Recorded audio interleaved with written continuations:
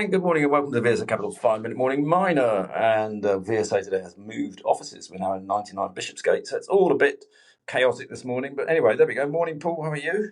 Pretty well, thank you. Not chaotic at this end yet, but I haven't tried to come in. Yeah, I was about to say it's a bit early for you, Paul. You need to come in on your freedom pass.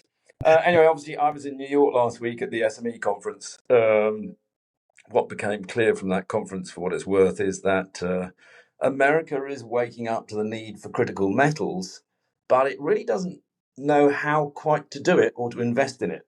There's a lot of talk about the DOD and the DOE and this department and that department in America are all coming in to invest. But the way they're trying to do it and the organizational structure, which they showed us, is so complicated that it's almost impossible. And for what it's worth, I think they've got something like 140 LOIs out to mining companies to lend them money, give them grants to invest.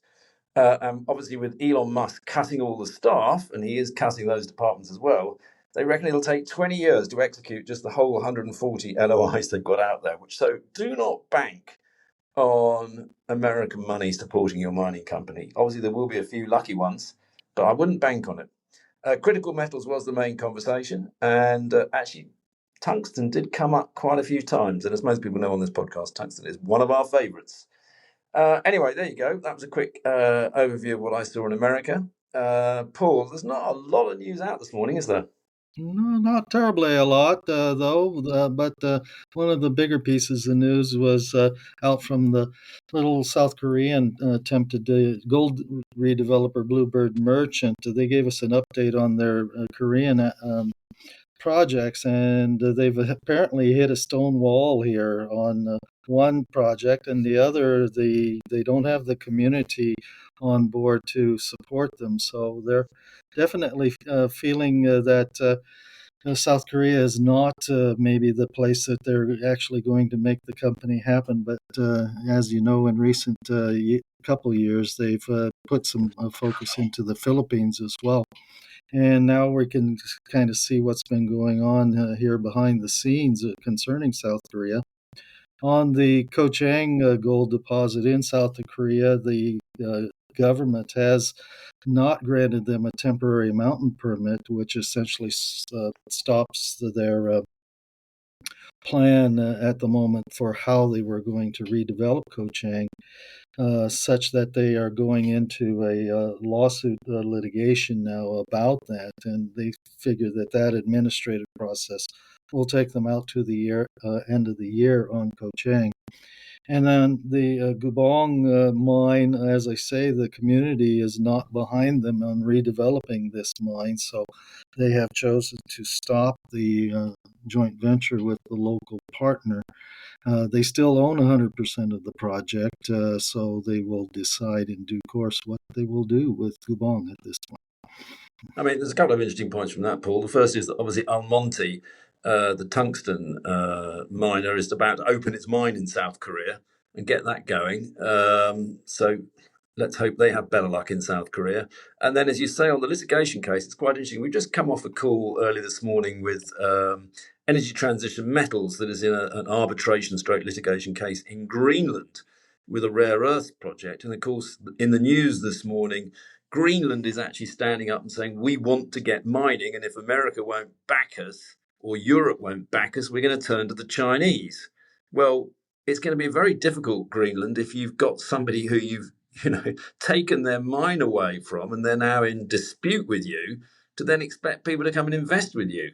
I believe they're also in dispute with a fishing company there and a construction company. So the Greenland government, it's all very well throwing out threats like that, but they need to get their own act together, really, don't they?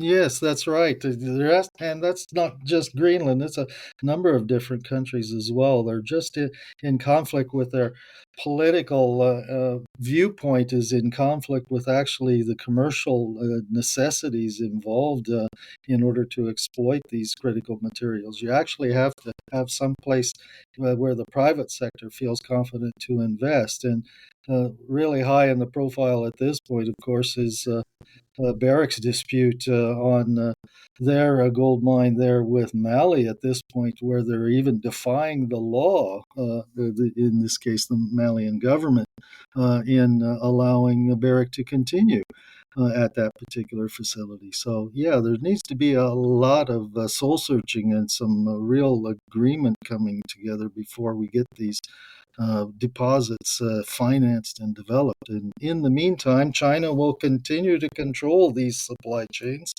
because they had internally done this investment of time and effort and money 20 years ago. So, yeah, it's going to be a concerted process that's going to be necessary.